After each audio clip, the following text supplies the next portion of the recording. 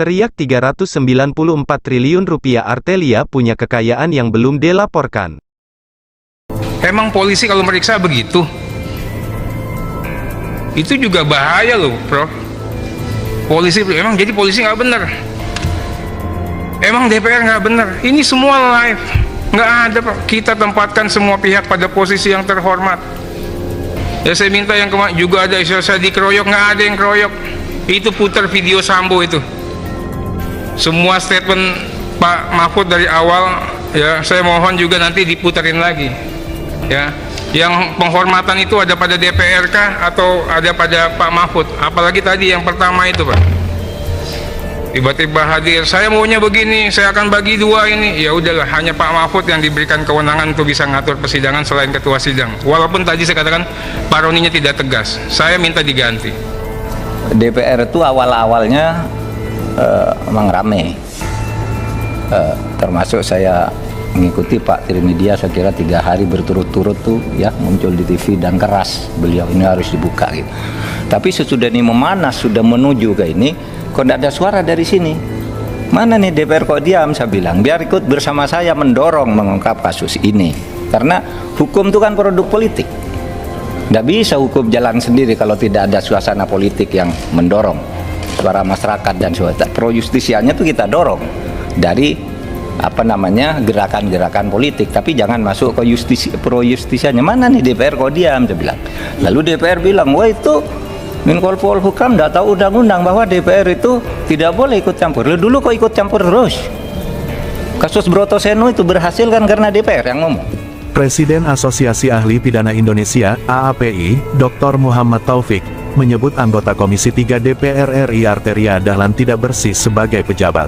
Mulanya, Taufik menyoroti 2 kemungkinan atau alasan Arteria menyerang Menko Polhukam Mahfud MD yang tengah membongkar soal temuan transaksi mencurigakan sebesar 349 triliun di Kementerian Keuangan. Kemungkinan yang pertama yaitu konflik antara Mahfud MD dengan Komisi 3 DPR atau kepentingan pribadi Arteria yang ingin populer. Apa yang terjadi polemik antara Pak Mahfud MD dengan Komisi 3 Arteria Dahlan? Ada satu pernyataan saya, apakah itu konflik Komisi 3 atau interes pribadi dari Arteria Dahlan yang ingin populer, ujar Taufik, dikutip dari kanal YouTube Reflay Harun.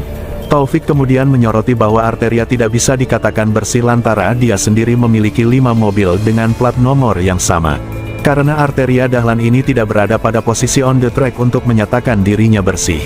Kenapa? Dia punya 5 mobil dengan plat nomor yang sama, ujarnya. Oleh karena itu, sekalipun Arteria memperjuangkan tindakan pidana korupsi, tidak bisa dinilai lantaran Arteria sendiri tidak bersih. Sekarang bagaimana kita nilai perjuangan seseorang di dalam pemberantasan korupsi kalau dirinya sendiri juga tidak bersih, ujar Taufik. Sebelumnya dalam rapat bersama Komisi 3 DPR, Mahfud dan Arteria terlibat debat panas dan saling memberi gertakan. Hal itu bermula dari ancaman Arteria kepada Kepala PPATK Ivan Yustiavandana karena dianggap membocorkan informasi soal temuan transaksi janggal sebesar 349 triliun di Kemenkeu. Diketahui, mantan penasehat KPK periode tahun 2005 sampai tahun 2013, Abdullah Hehamahua menyinggung soal ancaman yang sempat dilontarkan oleh anggota Komisi 3 DPR RI Arteria Dahlan. Sebelumnya, Arteria menegaskan bahwa pihak yang membocorkan laporan hasil analisis PPATK ke DPR bisa dikenai pidana 4 tahun penjara. Hal tersebut disampaikan Arteria saat rapat kerja antara PPATK dengan Komisi 3 DPR RI di Komplek Parlemen Senayan, Tanah Abang, Jakarta Pusat. Arteria mulanya mencecar Kepala PPATK Ivan Yustiavandana soal dirinya atau bukan pihak yang membocorkan laporan hasil analisis PPATK ke DPR, terutama mengenai transaksi 349 triliun rupiah. Mendengar jawaban Ivan, Arteria kemudian membacakan pasal 11 Undang-Undang Republik Indonesia Nomor 8 Tahun 2010 tentang pencegahan dan pemberantasan tindak pidana pencucian uang.